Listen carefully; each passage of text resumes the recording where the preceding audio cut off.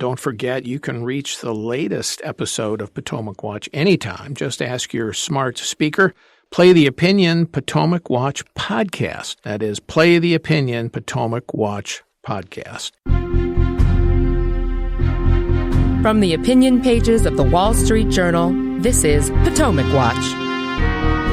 Welcome back. I'm Paul Gigot here on Potomac Watch with Kim Strassel and Kyle Peterson. And before the shooting, the Democratic world was engaged in a huge debate, if you want to call it that, a frustrating self-analysis about whether or not they were going to run Joe Biden at the top of their ticket. A lot of Democrats saying he should step down in the wake of his debate performance and otherwise generally very weak public appearances. But Biden himself steadfast, saying, nope, I'm not stepping down, no way. And my thinking, Kyle, is in the wake of this shooting that the Democrats, it makes it more likely that Joe Biden stays at the top of the ticket because Democrats will be concerned that in the wake of this toppling their candidate so soon before the election will send another message of instability and chaos that they fear will help Trump. Yeah, and I also think that it makes one of the options that Democrats had much less likely. I mean, there are three options going into this were stick with Biden,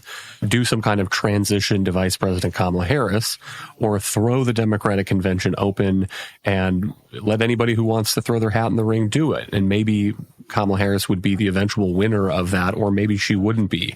But the third of those, I think, is harder now because to the extent that Trump's response to the shooting has rallied people who are mildly tuned into politics, admire him and maybe vote for him, it makes it less likely, I think, that somebody like Josh Shapiro or Gretchen Whitmer see this as a race that is actually winnable if they were to get the Democratic nomination. So I think that it makes it more likely they will decide to say, I'm out, I will bide my time maybe until 2028, and we'll have another shot at it then. So Democrats would still have the Kamala Harris option if they continue down this road with Biden and he continues in press conferences, maybe a second debate with Donald Trump to show that he is not up to the job for another 4 years. There's still a possibility of that.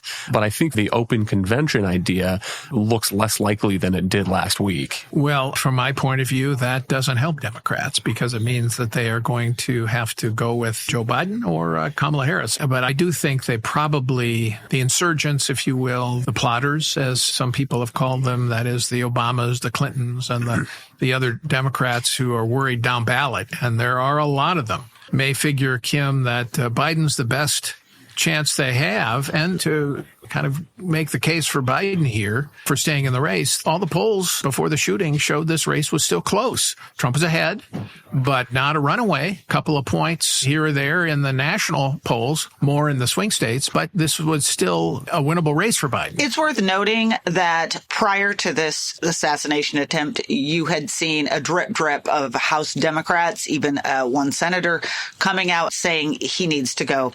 Not a single Democrat has made that call since this Saturday event. I think you're right. Look, they understand what's coming here.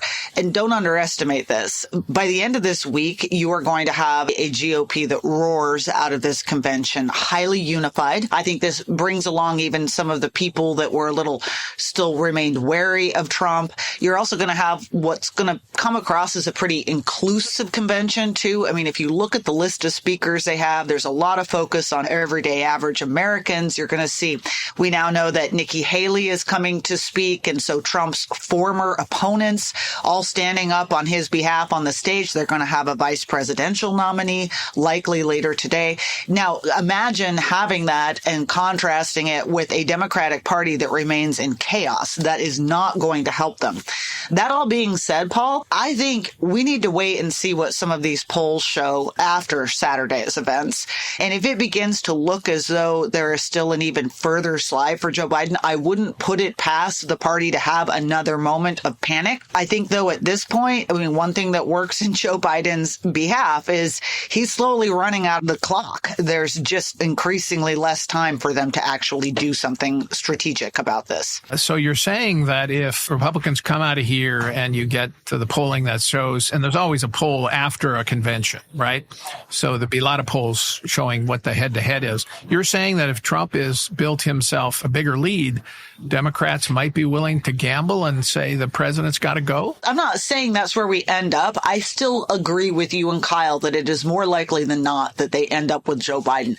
I'm just saying I think that we're not done yet with these kind of endless discussions about what do we do and should we still try to get rid of him and get someone else. I think there's maybe still a moment like that waiting to roll out in Washington. All right. We're going to leave it at that here for this edition of Potomac Watch. We're here every day this week from the Republican convention, which suddenly got very, very interesting. We'll have the vice presidential pick later today, which we'll be able to talk about later in the week. So please join us on Potomac Watch, and thanks for listening.